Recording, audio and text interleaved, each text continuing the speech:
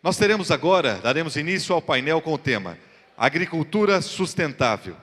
O que estamos fazendo e o que está por vir. Nós convidamos inicialmente para proferir a sua palestra com o tema Saúde do Solo, um novo conceito de fertilidade agrícola sustentável. É com muita honra, senhoras e senhores, que este segundo Fórum Brasileiro de Agricultura Sustentável traz a brilhante palestra com o professor Dr. José Luiz Moreira Garcia. A agricultura biológica, eu tentei definir.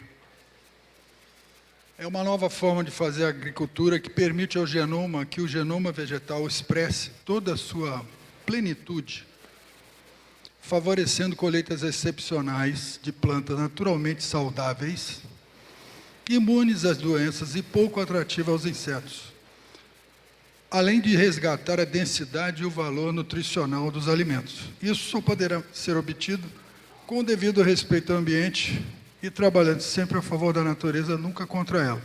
Por que densidade nutricional? Porque nenhuma outra forma de agricultura garante isso daí. Caso os senhores não saibam, todos esses movimentos alternativos de agricultura começaram porque estavam insatisfeitos com a qualidade nutricional dos alimentos. Não é porque tinha agrotóxico, não, que na época do Rudolf Steiner nem agrotóxico não tinha. Então, eles estavam insatisfeitos com a qualidade nutricional. E é sempre bom lembrar aos senhores que o alimento foi feito para alimentar. Hoje, o agronegócio transformou um alimento em uma commodity. Uma commodity significa dinheiro. Tudo bem, até aí ninguém é contra. Só que você podia fazer isso nutrindo as pessoas. E eu acho que isso não está acontecendo como eu pretendo demonstrar. Talvez os senhores não estejam enxergando a primeira linha ali. O medo é empregado para controlar as pessoas. Essa capa desse jornal, ele é de 1949. Eu tinha 1 ano de idade. E aqui eles já estavam fazendo terrorismo. Morte por inanição. A guerra química de Nebraska, as ervas daninhas e o papel do 2,4-D como matador. Quer dizer, sempre se incutiu o medo nas pessoas, né? Olha, se você não usar esse produto assim, você vai ter infestação de inseto. Olha, se você não aprovar a reforma da Previdência, o país vai quebrar. A estratégia do medo sempre foi usada para controlar as pessoas. Então, é por isso que você não pode usar a propaganda como parâmetro. Porque nessa época, eles falavam que fumar fazia bem para a saúde. Entendeu? Evidência científica do efeito do tabagismo é o camarada dizendo que, não, beleza, pode fumar à vontade, que não tem problema nenhum. Então, a propaganda, agora essa é a minha favorita. DDT is good for me. Entendeu? Então, desde essa época, o DDT é da Monsanto, desde essa época a Monsanto está tentando te enganar. Não é de hoje, não. É desde essa época.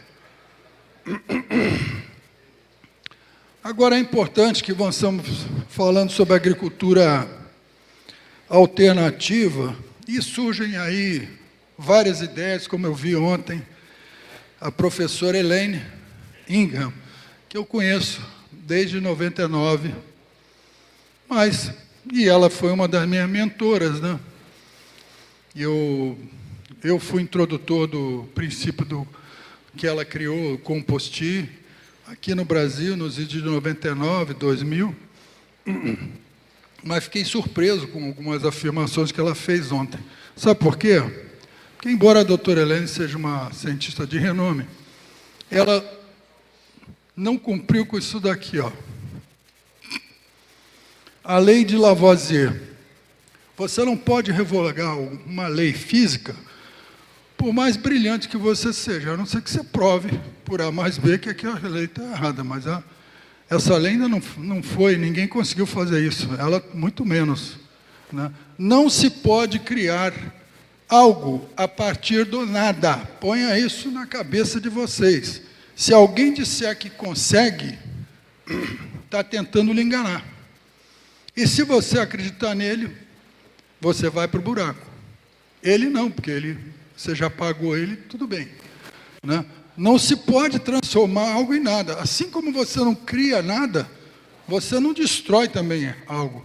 É válido nas duas direções. Né?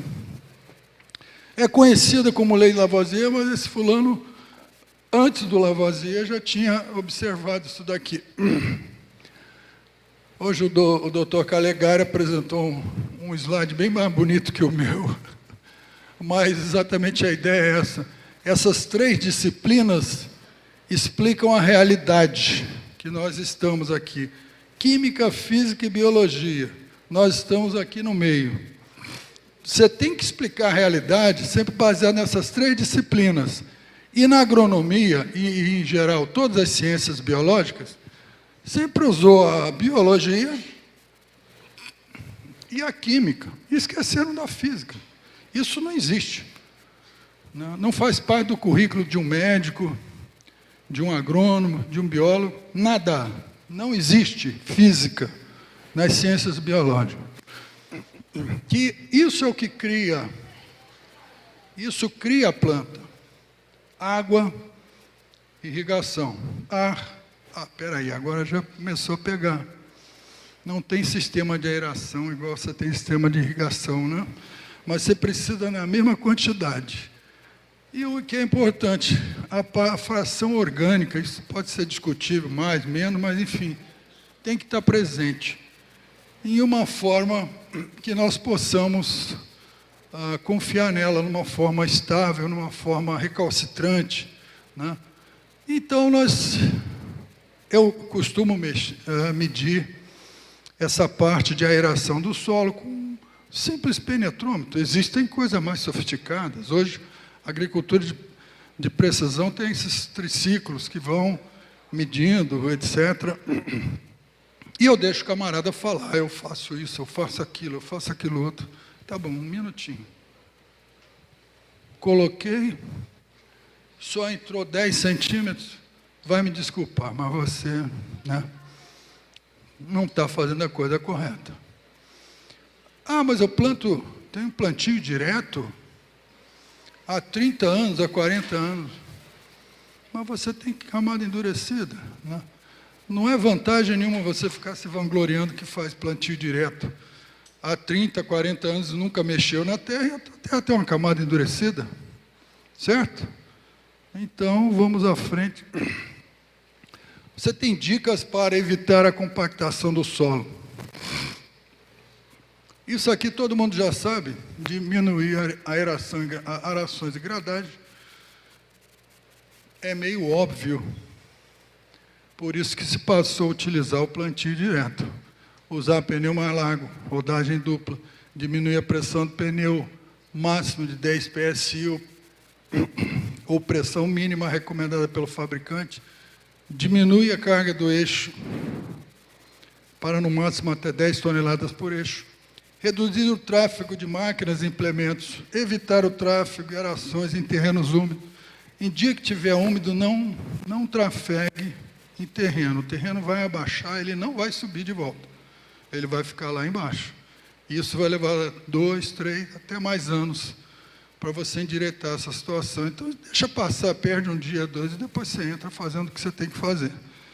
Rotação de culturas, cultura de cobertura, foi o tópico da palestra do Dr. Calegari. Aração e subsolagem vertical. Agora, presta atenção.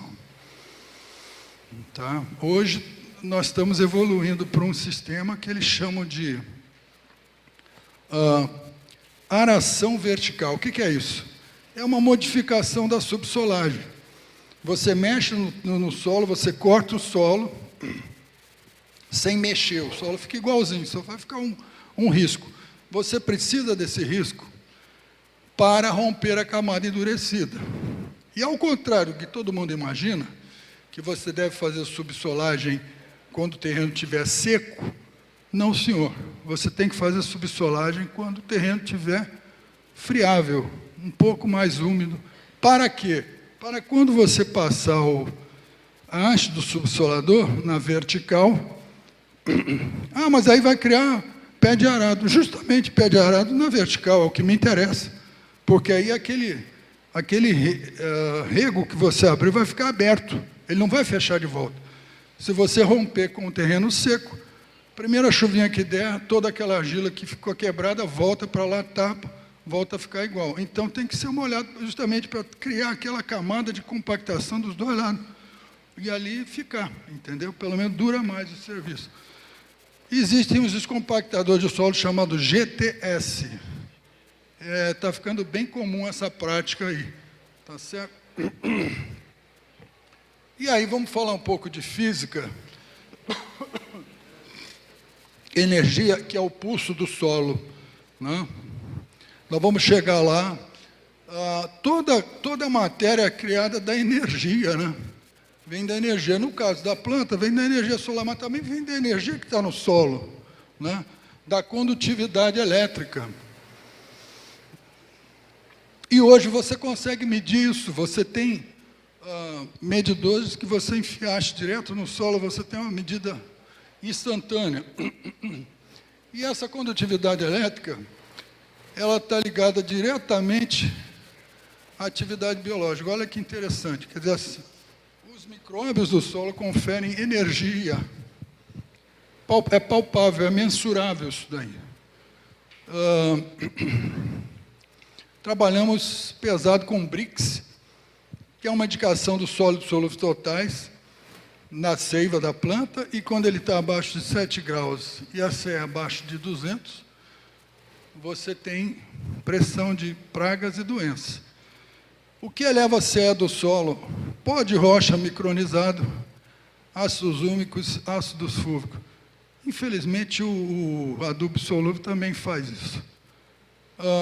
A CE, por isso que eles produzem alimentos, eles conferem energia também. Nunca ouviu dizer que você faz dinamite de nitrogênio? É energia, certo? Outro dia pegou fogo lá em Santos, numa fábrica daquela lá, ficou uma semana pegando fogo, não apagava de jeito nenhum. Imagina a quantidade de energia ali, né? Energia. O adubo químico é um pacote de energia também, e deve ser visto assim. Tanto é que explode. Para pulverização foliar, nós temos que também olhar a condutividade elétrica, que já é outro departamento, não é solo, mas é planta. Reprodução, ou seja, você quer dar uma mensagem reprodutiva para a planta, trabalha nessa faixa de condutividade. Então, são conceitos novos que você tem que tentar incorporar. Hoje você mede facilmente. Você pega essa haste, coloca ela aqui, no solo, leitura direta. Tá? Você mede um solo, você mede uma solução de pulverização, enfim. Então, ainda dentro da parte de física, em que nós queremos avaliar melhor o solo, nós temos aí testes para analisar a saúde do solo. Uma medição indireta é a respirometria, que dá uma indicação indireta da qualidade, quantidade de vida no solo. Teste de infiltração, teste de densidade, condutividade elétrica, acabei de falar isso. Nível de nitrato, nível de amônio. Olha, hoje você mede nitrato dessa forma. Um medidor japonês portátil, de alta precisão, te dá leitura direta em ppm. Eu meço nitrato de seiva de planta. 3 gotinhas aqui dentro é o suficiente. Certo? Isso você faz com cálcio, isso você faz com pH, isso você faz também com a CE da seiva. Você quer saber a CE da seiva? Você tem isso daqui. Você faz para o potássio, você faz para o magnésio. Então nós temos como agrônomo, nós temos que lançar a mão disso daqui, gente. Entendeu? A análise de solo é bom, mas não é tudo. O solo é só um começo. A análise de solo é um começo. Dali para frente, você tem que monitorar a lavoura e tomar as decisões baseadas nessas medições que você faz semanalmente na sua lavoura. E se tiver sobrando nitrato, você vai ter um problema. Eu vou dizer qual é mais lá para frente. Contagem de minhoca, isso já é bem mais fácil, né? Mas contou minhoca. A minhoca está em níveis elevados ou estão aparecendo. Significa que dali para baixo está tudo bom. Agora, nós precisamos urgentemente de um índice para medir a sustentabilidade, né? Nós estamos falando de agricultura sustentável. Para mim, é o humus na matéria orgânica. Você não tem nenhum laboratório que faça isso. Eu liguei lá na Embrapa Solo, no Rio de Janeiro, mandaram eu comprar uma publicação. Eu perguntei, vocês fazem? Não, nós não fazemos. Aparentemente, ninguém quer fazer esse teste. Deve ter algum reagente ali que é ruim de trabalhar e os laboratórios ficam empurrando com a barriga. Ninguém quer mexer com humus. Tá? Então, esse é um problema que a pesquisa, né, vai ter que solucionar para a gente, porque é o melhor médio. Isso é o que a doutora Helene falou para vocês jogarem no lixo ontem. Eu não joguei, não. Só que eu agreguei mais um. Ó. Solo mineral, é isso que eles falam para vocês, tá? O pH neutro é o ideal. Mas no solo orgânico, olha como é que ele se deslocou para o 5,5 aqui, ó. Então, as realidades mudam. Não existe nada, sabe, verdade nenhuma escrita em pedra. Tudo muda. Né? É que o pessoal trabalha só de um jeito, não trabalha do outro. Isso é um trabalho científico. Né? Toda vez que você vê uma transparência minha, olha o rodapé que você vai ver da onde eu tirei essa informação. Nada saiu da minha cabeça. Se saiu, o meu nome vai estar ali embaixo. Fotossíntese. Se chega algum vendedor de adubo para vocês falando de fotossíntese, deve ser um cara bom. Mas acredito que vocês nunca tiveram essa oportunidade, né? Ninguém fala de fotossíntese. Mas sabe por quê? Eu vou mostrar. Por causa disso, olha, 95% do peso da lavoura é originário da fotossíntese, e só 5% desse peso é proveniente do solo. Para que ele vai falar de fotossíntese? Ele vai ensinar você a voar? Não. Entende? Mas é importante também que esses 95 só vão acontecer em função desses 5 também. Mas é sempre bom lembrar, né? Certas coisas você tem que lembrar. Composição elementar das folhas de milho. Para comprovar aquilo que eu falei no slide anterior. Fui lá atrás, 1924. Mas é uma informação muito velha, mas tudo bem, depois eu vou mostrar uma mais nova. Olha aqui. Então, você precisa mais de oxigênio, depois carbono, depois hidrogênio. Olha que beleza. O silício vem logo após. Tanto se falou de silício nesse encontro, né? Olha que bonito. Depois vem potássio, nitrogênio, cálcio, enxofre e magnésio. E o fósforo vem lá embaixo, lá na rabeira. Entendeu? Isso é ciência. Isso não é chute, não. Composição elementar do tecido vegetal, já de 93. Mesma coisa. Oxigênio, carbono, hidrogênio, 95%. E aí depois você precisa de outras coisas, mas o silício é um dos que você precisa mais, tá? Senão as coisas não acontecem. Por que a academia, por que os acadêmicos até hoje não conseguem ver essa verdade cristalina? Né? Outra coisa, por que eu defendo no solo uma proporção de 1:1 de fósforo para enxofre? Já tá dito aqui, ó. Você precisa olhar as coisas e olhar e entender, né? Avaliação do carbono do solo. Nós precisamos urgentemente que a Embrapa nos ajude, porque os métodos de análise do solo da agricultura convencional já não atendem mais. Medir matéria orgânica e não diferenciar entre matéria orgânica e humus não serve mais. Você pegar a matéria orgânica, calcinar, né, medir diferença, sei lá, com o método que o camarada usa,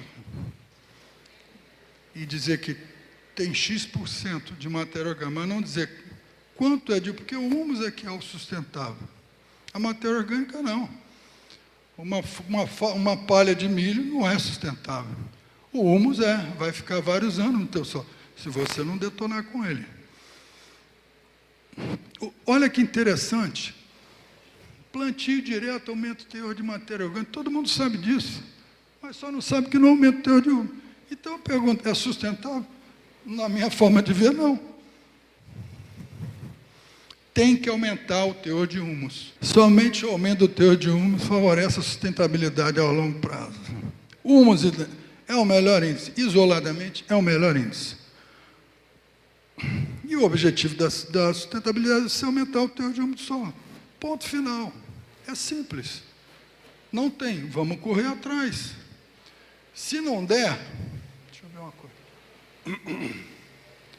Se não der, faça pelo menos relação carbono-nitrogênio do solo. Tem que estar 10:1. Já quebra o galho. Você precisa ter parâmetros para te orientar. Não? Muito bem. Terra preta de índio aumenta a produtividade do solo, sequestra carbono. Precisamos mudar essa mentalidade de que só sequestro de carbono é feito em folha. Você pode sequestrar muito carbono na terra. Entende? E é para lá que ele tem que voltar.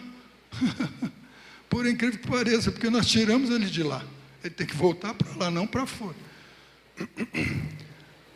É sustentável o biochar? É, porque até hoje, mediu, deu 2.500 anos. Pode ser que daqui a 2.500 anos a gente chegue à conclusão que ele dure 5.000 anos, mas até hoje ele tem 2.000, então é sustentável. Você pode produzir energia no processo de pirólise, aumenta a capacidade da ACTC do solo, reduz a emissão de gás do efeito estufa, porque ele vai estar... do papel do biochar é criar humus no solo. Então, nós precisamos disso. Ah, mas onde é que eu vou arranjar tanto carvão assim? Gente, o professor Calegari deu a solução. Usem a sua imaginação. Nos Estados Unidos eu vi gente micronizando o carvão. Você pode injetar carvão micronizado num pivô central. Usa a imaginação. Tem todas essas vantagens aqui. Aumenta a retenção de água.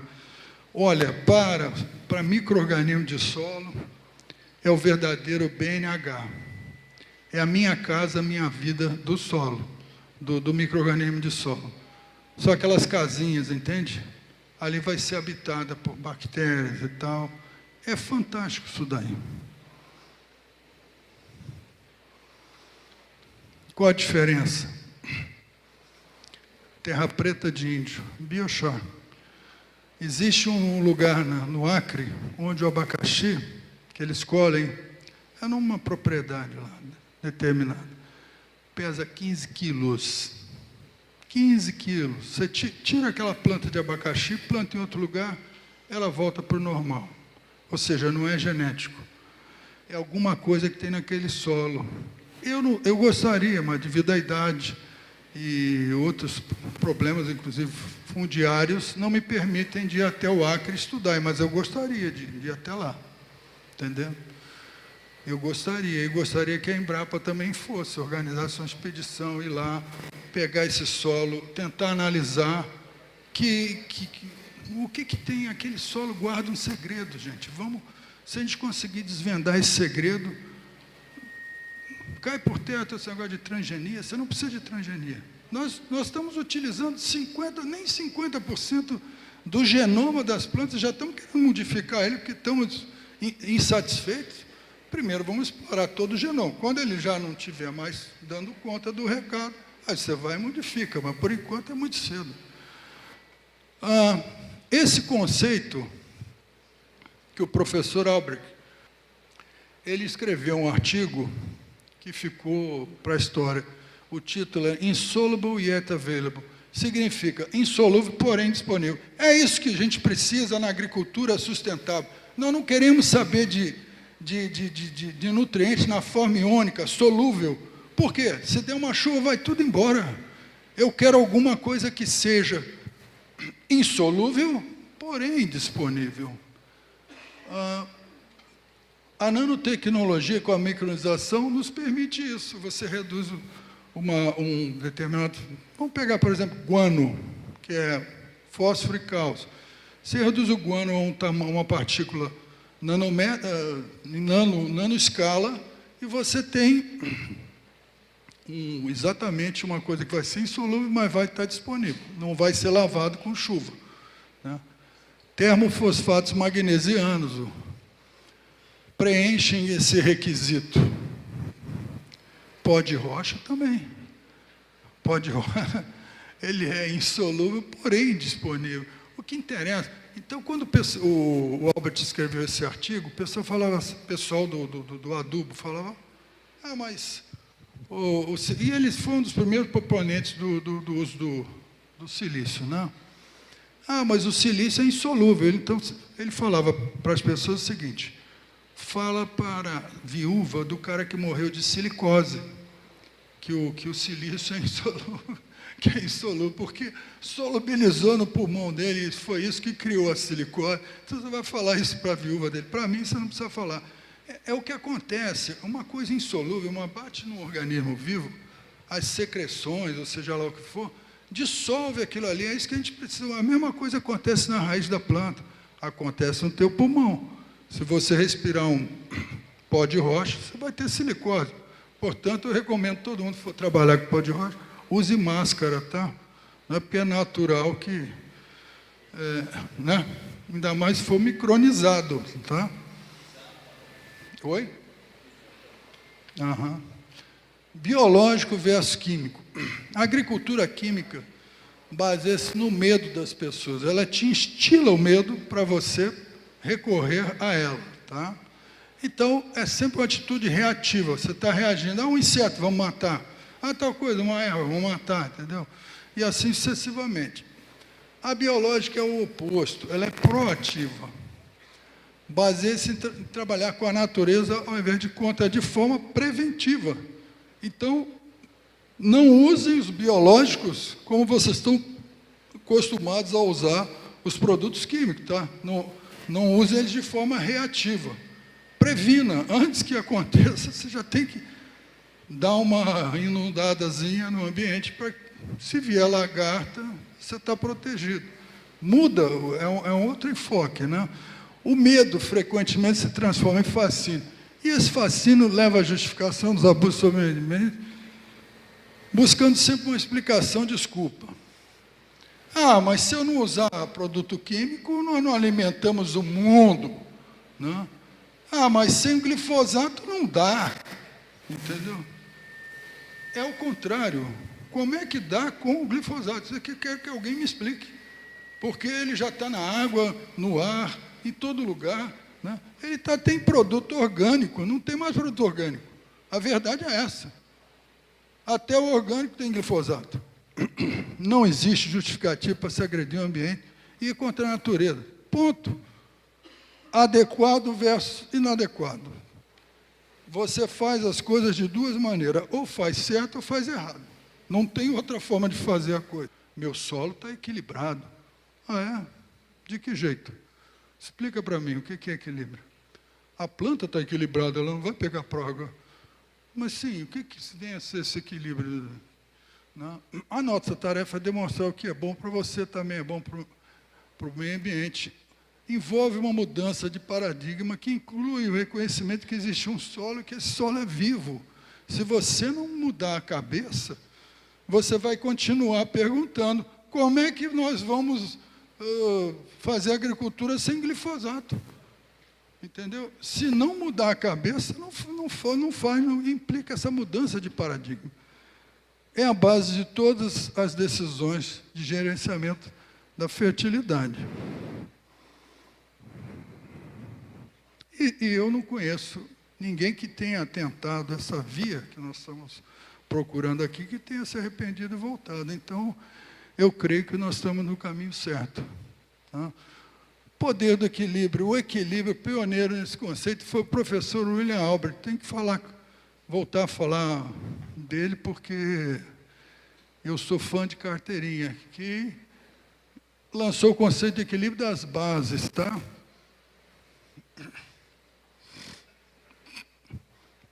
Base trocável, cálcio, magnésio, potássio e sódio. Ninguém analisa sódio, mas eu acho bom começar a analisar. Porque se tiver acima do... Aqui, por exemplo, em Mato Grosso, eu tenho visto solos com 1% de potássio na saturação de base. Eu não sei quanto ele tem de sódio. Se tiver mais de sódio do que potássio, ele tem um problema, porque a planta absorve o sódio de forma equivocadamente, porque os dois são bem semelhantes, né? Agora, com solo com CTC abaixo de 5, esses níveis não são muito relevantes, não. Em solos com elevada CTC, 20, que é muito difícil, mas existe, também não.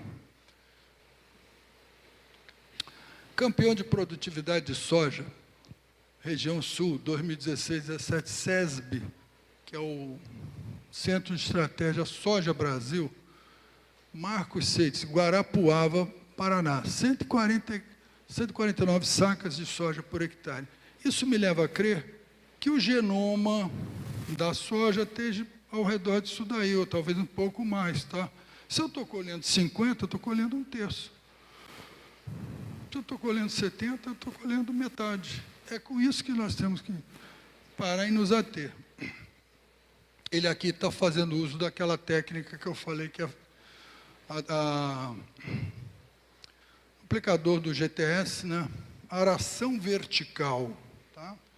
Mas o mais importante é isso aqui, ó, em 30% da fazenda subsolar já pôs. Saturação por base dele é 80%. Você não sabe quanto tempo eu ouvi esse pessoal do Sul falar, mas se você levar a saturação de base de um solo tropical, que é outra coisa que eu quero que alguém me explique, o que é solo tropical? Eu conheço o solo, tá? Solo tropical, não, é o que? Um solo de tanga, sabe, de cocá. O que é isso, solo tropical? Solo é solo, PT, ponto. Entendeu? Então é o seguinte, não, você não pode levar acima de 50, de 60, porque o solo vai desestruturar. Fala isso para esses camaradas aqui que bateram o recorde da soja, velho. Eles têm 80% da saturação. Agora, o mais importante é isso. 15 de magnésio, 5 de potássio. O que é o outro, o restante? Provavelmente cálcio, né? E qual é o nome disso? Método Albrecht. 80 anos depois que ele apresentou esse trabalho num congresso de solos, no dia que Hitler invadiu a Polônia, na Europa, ele apresentava aquele equilíbrio dele, baseado em pesquisa dele e dos alunos dele de pós-graduação, entendeu? Então, eu fico satisfeito porque esse pessoal da Sérgio, eles são engenheiros, formados lá em Piracicaba, né? E fizeram engenharia reversa. E os agrônomos vão ter que se acostumar com essa palavrinha nova, no vocabulário deles, engenharia reversa. Eu não quero saber o que eles fizeram. Eu vou pegar a produção e vou... O que você fez? Você arou? Isso chama engenharia reversa. Chegaram lá, não. Agora vamos fazer igual para tentar ver se consegue a mesma produtividade que ele, né?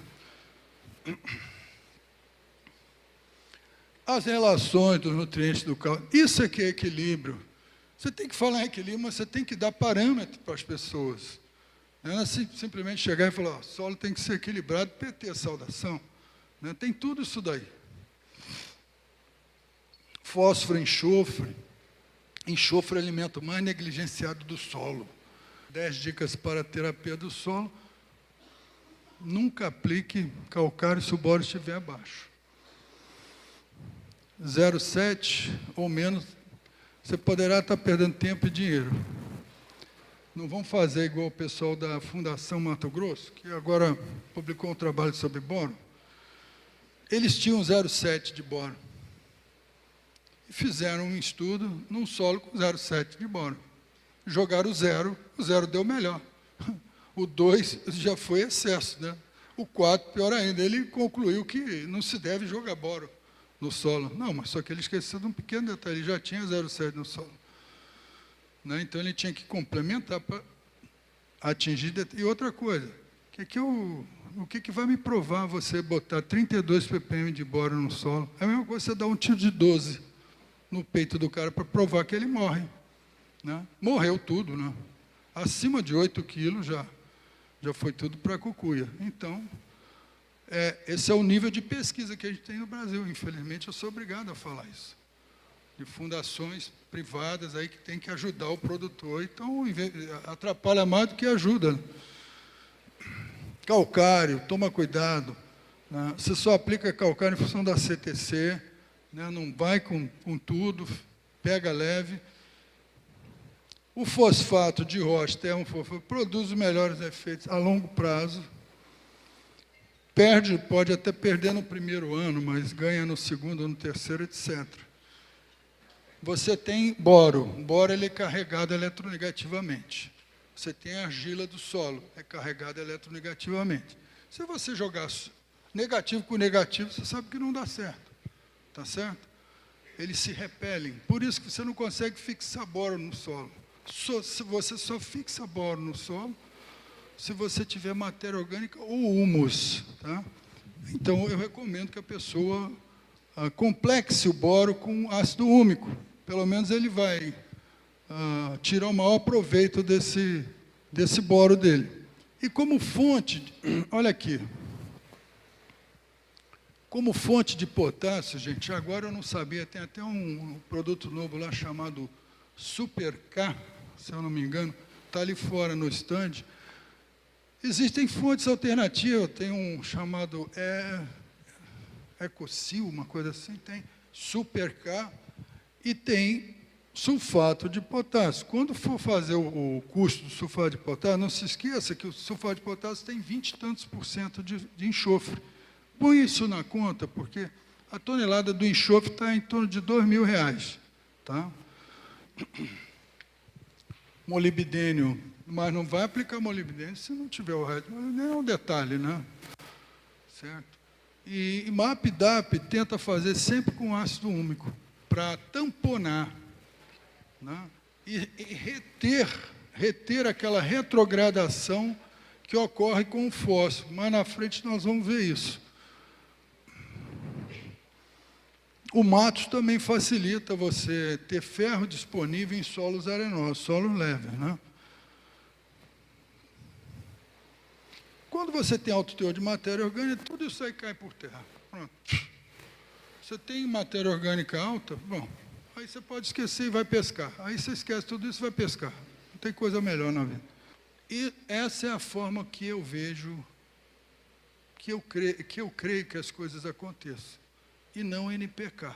NPK é uma forma totalmente artificial, foi feita para vender adubo, foi feita com os devaneios do Justus von Liebig, que analisou só semente de grãos de trigo, em vez de analisar a planta toda, com folha, com rama, com raiz, e chegou a essa conclusão que precisa de fósforo e potássio. Então, veja bem, ele viu que precisava de silício, mas ele falou, não, mas silício já tem no solo, então não precisa. Tudo começa com o boro. Na verdade, começa antes disso com o enxofre. Essa é uma visão antroposófica do Steiner. Tudo começa com enxofre. Então, o enxofre vem antes disso daqui tudo, por isso que ele não está mencionado aí. Depois você tem o trio boro, silício e cálcio. São os três construtores. Por que o boro está ali? Porque ele é importantíssimo, ele dá pressão. Ele te dá pressão. Quantas vezes vocês já pegaram só para citar um exemplo, um morango, ele vai estar oco por dentro? Né? Aquilo é falta de boro. Tudo que tiver oco por dentro é falta de boro. A planta não teve pressão para encher aquilo ali. Eu nunca vi, mas já me disseram que se o teor de boro for adequado, até a planta do arroz, aquele talo do arroz, vai estar preenchido. Eu acredito. Porque eu já vi boro rachar a casca de árvore, então, né? Ou ouvi falar de fonte fidedigna, né? Então, você tem boro, silício e cálcio, são os 3 construtores. É como se for fazer um prédio. Você coloca todos os tijolos e vigas, etc.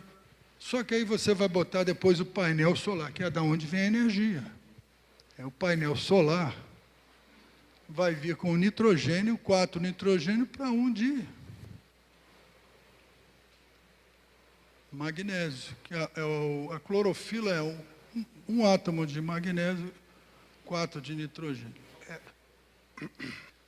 Depois você tem o fósforo, que é quem dá energia para que isso tudo aconteça, é a moeda, né, corrente. O carbono para fazer todas as estruturas. E quem segura essa parada toda, que não está incluída em nenhuma molécula, mas com a força de um eletrólito que ele é o potássio. Então, essa é a forma, esse conceito dessa pessoa chama-se Hugh Glover, um consultor biodinâmico que mora na Austrália, que eu pretendo algum dia, se puder, trazer ao Brasil. Bom, vocês lembram, então, o Steiner falou que é o princípio de tudo. Mas vocês viram que lá você precisa de oxigênio. Para cada... Bom, o enxofre só entra na planta na forma de sulfato. Cada átomo de enxofre que eu coloco dentro da planta, eu coloco 4 átomos de oxigênio. Então, ele também me dá oxigênio. E o oxigênio é aquilo que nós vamos usar para fazer a planta, né? Tá certo? Ele é um solubilizador de proteínas. Se você tiver proteínas em um meio aquoso, isso chama a série de Hofmeister, um químico alemão que viveu em 1700 e pouco. Pouca gente conhece. Já caiu em desuso, ficou muito. Mas essa série é conhecida porque ele diz o seguinte: o que faz flutuar proteínas e o que faz decantar proteínas, o oposto, né? São os cátions, né? E é importante você ter sempre sulfato na seiva para que as coisas consigam se movimentar dentro da planta, né? Quem já foi a Poços de Calda e tomou um banho daqueles de imersão, lá daquela água sulfurosa, você vai sair todo limoso. Isso é o que o enxofre faz. Ele é como se fosse um lubrificante, entende? E você não sintetiza nada de proteína sem enxofre. Nada, porque esses 2 aminoácidos estão presentes na maioria das proteínas. Falou em proteína, falou em enzima. Enzimas são proteínas, né? Sem enzima nada funciona. Isso é muito importante. Você precisa de uma parte de enxofre para 12 de nitrogênio, senão o nitrogênio se perde. E esquece, não é o cultivo errado do solo que destrói o carbono, nada disso não. Antes disso acontecer, o excesso de nitrogênio já fez o serviço dele. Excesso de nitrogênio detona toda a matéria orgânica do solo, inclusive o humus. Entendeu? Então não é você arar ou gradear, isso daí, comparado com o dano que é feito pelo excesso de nitrogênio, não é nada. Excesso de nitrogênio detona. E sem isso daqui, eu não consigo ferrodoxina e vão acontecer algumas coisas que eu estou vendo, a gente já não... Isso aqui é importante, porque isso aqui chama-se atrofobiose em um único... É uma coisa que todo mundo fala em trofobiose, mas não passa de um mantra. Trofobiose é um mantra. Proteólise, proteocíntese. Proteólise, proteocíntese. Nada disso, nada a ver. Começa com o nitrato, que a planta tem que absorver. Não é como a Helene falou antes, que você precisa do nitrato, a planta precisa do nitrato em pequenas quantidades, não em grandes quantidades, pequenas. A relação é 3 de amônia para 1 de nitrato, para contrabalançar o pH da célula. Eu quero ver, certo? Isso é que dá o cara estudar microbiologia, não estudar nem química, e nem agronomia, e querer ficar dando pitaco, como ela ontem deu naquela palestra, entende? Absorver o nitrato, tem uma enzima chamada nitrato redutase que precisa de uma outra, um ativador que vai ferro, enxofre, mais 4 enxofre, que são 4 moléculas de cisteína. E energia, porque sem açúcar você não consegue fazer. Para transformar o nitrato em aminoácido em proteína. O inseto não é atraído por aminoácido, ponto. Ele é atraído pelo nitrato que acumula aqui, ó, fica aqui acumulado, formando o que a gente chama de proteína não proteica, que vai intoxicar até gado que come. Se gado comer uma silagem com excesso de nitrato, vai ter problema. Você também, se comer uma alface com nitrato, vai ter problema. Tanto que nitrato está sendo monitorado assim na Europa hoje. O pessoal está de olho, né? Não quer saber nitrato. E lá na Nova Crop Control da Holanda, ele disse que o acúmulo de nitrato favorece a presença do mildioídeo. Eles podem até dizer com quantos dias. Se você não mudar até o manejo, tantos dias você vai ter mildioídeo. Falta de boro. Olha aqui, não enche as coisas. Pressão de seiva. Silício. Agora, vamos nos deter, porque isso não foi eu que disse. Isso daqui foi dito por uma pessoa chamada Emanuel Epstein, um dos maiores fisiologistas vegetais do mundo, da Universidade da Califórnia, Davis. Tá? Isso daqui é um sumário desse trabalho de revisão, que tem 140 referências bibliográficas, ou seja, ele escreveu, mas se baseou em 140 autores. Então, uma autoridade citando outras autoridades. Tá? O primeiro coisa... As plantas têm silício na sua composição em níveis comparados a potássio, cálcio, magnésio, enxofre e fósforo. Ponto final. Quem falou isso? Emanuel Epstein. Não gostou? Vai lá e vamos ver quem sabe mais. Tá? Mas ele falou. E eu acredito mais nele. Tá certo? A maioria do silício é absorvido e depositado como sílica amorfa ou fitólitos, que está muito associado à parede celular. E o Eduardo apresentou aqui dados interessantíssimos em que ele mostra que a rocha, né, as bactérias solubilizando o silício, primeiro ele passa para a forma amorfa, depois provavelmente deve passar para a forma solúvel, porque é assim que ele é absorvido pelas plantas, e depois ele sobe pela seiva, né? E vai sendo depositado como sílica amorfa. Quer dizer, ele é desconstruído e a planta constrói ele de volta no interior da planta. Olha que interessante.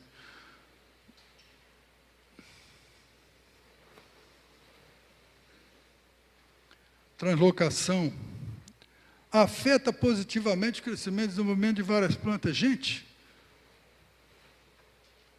eu não sei que mais prova vocês precisam. Folhas bem posicionadas para interceptação da captação solar. Lembra que eu falei que é energia?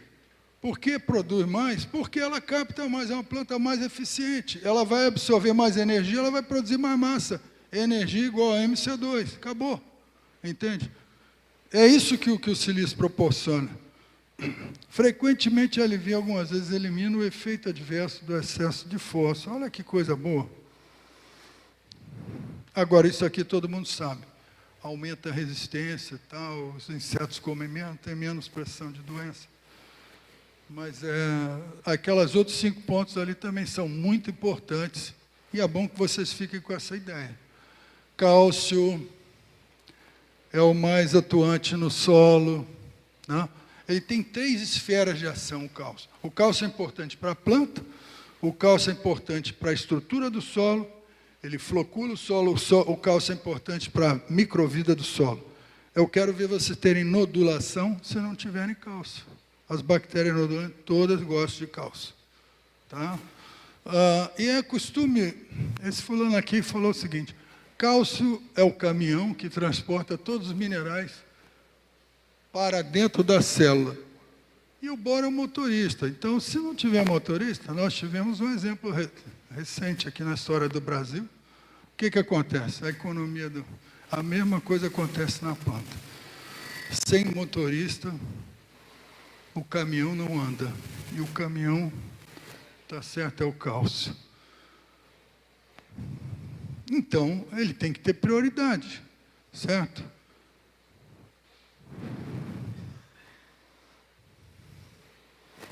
Boro e silício é importante para a construção da planta. Muito bem. Eu não tenho muito tempo, só tenho 5 minutos. Então, veja só.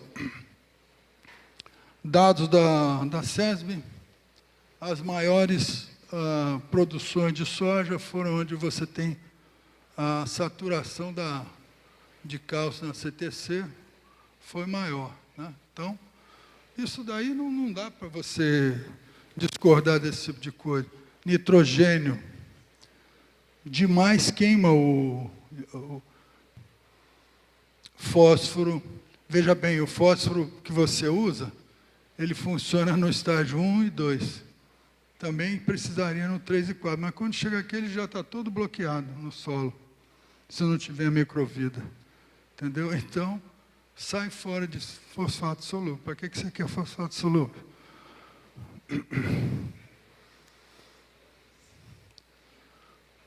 Carbono, glomalina, humus, é isso que nós queremos no nosso solo.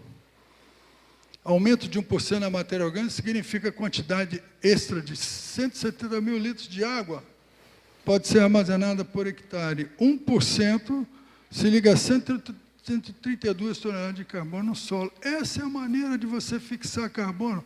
Essa é a maneira de você contrapor o efeito estufa. Criar humus no solo. Quem vai propiciar isso? Pó de rocha, cultura de cobertura, uso de micro-organismos. Entende? É isso que vai fazer isso daí. Ainda dá tempo de salvar. Se correr, você salva. Se deixar na mão dos caras, não. Potássio, o Soil Food Web, da qual a Helene participou, né? Existe toda uma coisa intrincada aqui, uma inter-relação intrincada. Isso é importante, isso é importante. A ponte microbiológica. Nós fomos projetados, nós temos um microbioma interno. E, se eu estiver errado, me corrija, por favor. Quando você come um alimento, ele não está dentro de você. Ele só passa para dentro de você quando ele transpõe a sua barreira intestinal. Tá? E quem faz esse trabalho? Justamente a microbiota intestinal. A planta tem a rizosfera, é a mesma coisa. Né? Então, essa é uma ponte que existe entre a planta e o mineral. Certo? Então, evoluíram desse jeito, bilhões de anos. Quanto maior for a diversidade, maior vai ser a utilização desses minerais do solo. As plantas foram programadas, evoluindo para tornar os minerais biodisponíveis aos seres humanos. Não é à toa que 98% dos minerais derivados das plantas são biodisponíveis. Eu não preciso tomar leite para ter cálcio. Eu não tomo leite. Tá? Que me perdoe esse produtor de leite, eu não tomo leite. Eu como vegetais de cor escura, brócolis, então tem muito mais leite disponível. Não é porque tem cálcio que ele vai ser disponível. O cálcio vegetal, ele vem numa forma quelatizada para você. E a venda maciça de suplementos, como o Bernardo mostrou ontem, né, é uma prova disso. Por quê? A ponte que existe entre a planta foi bombardeada. Detonaram com essa ponte.